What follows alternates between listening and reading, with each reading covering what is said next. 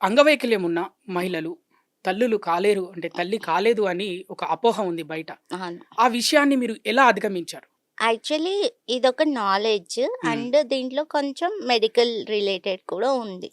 అవగాహన రాహిత్యం వల్లే చాలామంది అలా ఫీల్ అవుతారు. వాళ్ళకి ముందు ఫస్ట్ ఆఫ్ ఆల్ ఇదొక డిసీజ్, పోలియో అనేది ఒక డిసీజ్.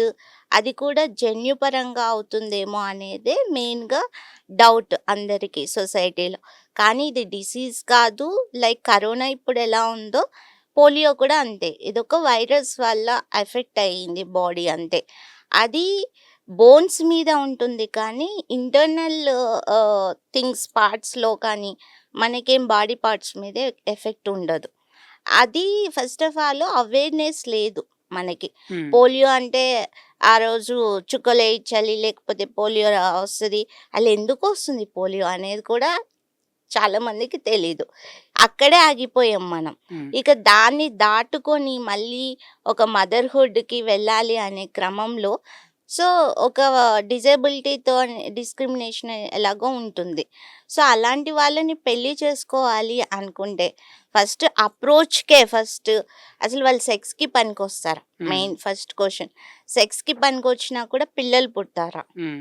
పిల్లలు పుడితే మళ్ళీ వాళ్ళు కూడా డిజేబుల్ లానే పుడతారేమో. హ్మ్. ఇవి 3 మేజర్ డౌట్స్ ఎవరికైనా. వీటి గురించి మాట్లాడే వాళ్ళు కానీ, చెప్పేవాళ్ళు కానీ లేరు.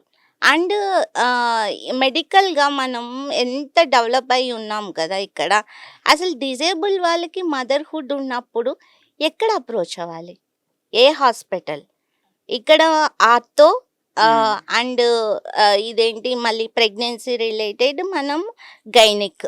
సో, ఆర్థో ఒక్కటేనా? అంటే పోలియో వల్ల వచ్చిన డిజేబిలిటీనా? హ్మ్. లేకపోతే ఇంకా సబ్ వేరియంట్ ఏంటి?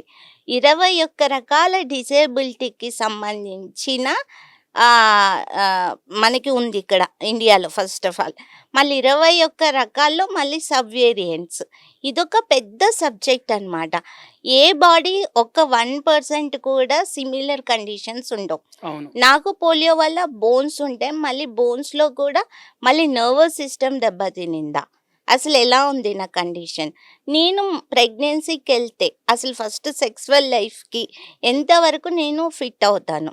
ఆఫ్టర్ దట్ ప్రెగ్నెన్సీకెళ్తే నా బోన్స్ డెన్సిటీ అంటే తట్టుకునే తత్వం ఎలా ఉంది? ఇవన్నీ first of all we need to check before going to pregnancy. ఇదంతా ఒక నాలెడ్జ్, ఒక హ్మ్. Scientifical thing. దీన్ని ఏదో కర్మ సిద్ధాంతాన్ని, తర్వాత ఒక వివక్షతను, ఒక రకమైన అవగాహన రాహిత్యంతోటి ఇదంతా ఆపాదిచ్చేసి హ్మ్. ఒక వెలివేశారనమాట. You are unfit for this. హ్మ్. మదర్ కావడానికి. మదర్ కావాలి. అసలు హ్మ్. First of all life lead చేయడానికే. హ్మ్. ఆఫ్టర్ దట్ మదర్‌హుడ్ అనేది. అవును. ఫస్ట్ ఆఫ్ ఆల్ ఒక జెండర్‌లో ఒక అబ్బాయి, అమ్మాయి కదా ఫస్ట్ అప్రోచ్ అనేది హ్మ్. ఉండేది. ఒక డిజేబిలిటీ మీద సింపతితోనే ఉన్నప్పుడు పర్సనల్ అప్రోచ్ అనేది ఎట్లా ఉంటది? అపోజిట్ జెండర్ అనేది ఎలా వీలవుతది? ఏ అమ్మాయినైనా మీరు అడుగుతారా సెక్స్‌కి పనికొస్తావా నువ్వు అని? అట్‌లీస్ట్. అంత ఆ లెవెల్‌లో మనకసలు మాట్లాడుకోవడానికే అదొక ఇబ్బందికరమైన సెక్స్ అనే పదం పలకడానికే అవును. ఇబ్బందికరమైన సొసైటీలో ఉన్న మనము, ఇంకా డిజేబిలిటీ మళ్ళీ దాంట్లో సెక్సువల్ డిజేబిలిటీ అగైన్ మదర్‌హుడ్ గురించి ఎవరు మాట్లాడతారు? ఓకే. దానికి ధైర్యం కావాలి. మేడం ప్రెగ్నెన్సీ ఒక ఎత్తైతే డెలివరీ ఇంకొక పెద్ద యెస్. అది సో ప్రెగ్నెన్సీ టైమ్‌లో ఎలా ఉండే మీ ఆలోచన? వన్స్ డెలివరీ అయ్యే టైంలో కూడా చెప్తారు. అంటే అవును. వైకల్యం ఉన్నవాళ్ళు పిల్లల్ని కంటే మళ్ళీ వాళ్ళకి హెల్త్ హ్మ్. పరంగా సమస్యలొచ్చే ఛాన్స్ ఉంది అని అంటుంటారు అవును. కొంతవరకు. అవును. సో, ఈ రెండిటిని మీరు ఎలా బ్యాలెన్స్ చేస్తూ ఆ టైం వరకొచ్చారు? ఆ తర్వాత మీరు, మీరు జన్మనిచ్చాక ఫస్ట్ టైమ్ మీ ఆహ్, ఆ బేబీ. బాబునో మీ బాబుని చేతిలో తీసుకున్నప్పుడు మీ ఫీలింగ్ ఏంటి? యాక్చువల్లీ నాకు ప్రెగ్నెన్సీ విషయంలో ఐఎమ్ 100% ష్యూర్ అనమాట. నేను ప్రెగ్నెంట్ కాగలను అండ్ నార్మల్ డెలివరీ అవుతుంది నాకు. సో, నాకు అలాంటి అపోహ ఏదైతే నాకు పుట్టే వాళ్ళు కూడా డిజేబిలిటీతో పుడతారు అనే ఆలోచనలు అట్లాంటివి నా వ్యక్తిగతంగా అయితే మీకొచ్చినాయా? నాకు లేవు. ఫస్ట్ ఆఫ్ ఆల్ హ్మ్. ఐఎమ్ 100% డామ్ ష్యూర్ హ్మ్. I can deliver a healthy baby. హ్మ్. బికాజ్ అంటే నా బాడీ గురించి నాకు యెస్. తెలుస్తది కదా! యెస్. హ్మ్. అందరికంటే ఫస్ట్. నాకు ఎటువంటి ప్రాబ్లమ్ అంటే నా మొబిలిటీ విషయంలో తప్ప హెల్త్ పరంగా నాన్ డిజేబుల్ వాళ్ళతో పోలిస్తే వాళ్ళకంటే ఎక్కువ కెపాసిటీ ఉంటుంది. హ్మ్. నాకొక ఫీవర్ కానీ, జలుబు కానీ, దగ్గు కానీ అసలు ఫ్రీక్వెంట్‌గా వచ్చేది కూడా లేదు. ఎటువంటి ప్రాబ్లమ్‌కి నాకైతే అసలు ప్రెగ్నెన్సీ అంటే నేను తల్లి కావాలి అనుకున్న తర్వాత నేను డాక్టర్‌కి అప్రోచ్ అయినప్పుడు నాకు 158 డిగ్రీస్ స్కోలియోసిస్ ఉంది. అంటే గూని అంటారు. హ్మ్. అది బాగా బోన్ వన్ సైడ్‌కి వంగిపోయింది. సో, బేబీ పెరగడానికి తక్కువ స్పేస్ ఉంది నా పొట్టలో. అది వన్ సైడ్‌కే పెరుగుతుంది. అలాగే డెలివరీ అయినప్పుడు నా పెల్విక్ బోన్ అంటే నార్మల్ డెలివరీకి వెళ్తే కనుక అది బ్రేక్ అయ్యే ఛాన్స్ ఉంటుంది. ఇవన్నీ విషయాలు కూడా నేను ప్రెగ్నెంట్ అయిన తర్వాతే తెలిసాయి నాకు మెయిన్‌గా. అంతకుముందు తెలీదు. అప్పుడు నేను రియలైజ్ అయ్యాను. ఓకే. మనం ఫస్ట్ డాక్టర్‌ని అప్రోచ్ అవ్వాలి. కన్సల్టెన్సీ తీసుకోవాలి.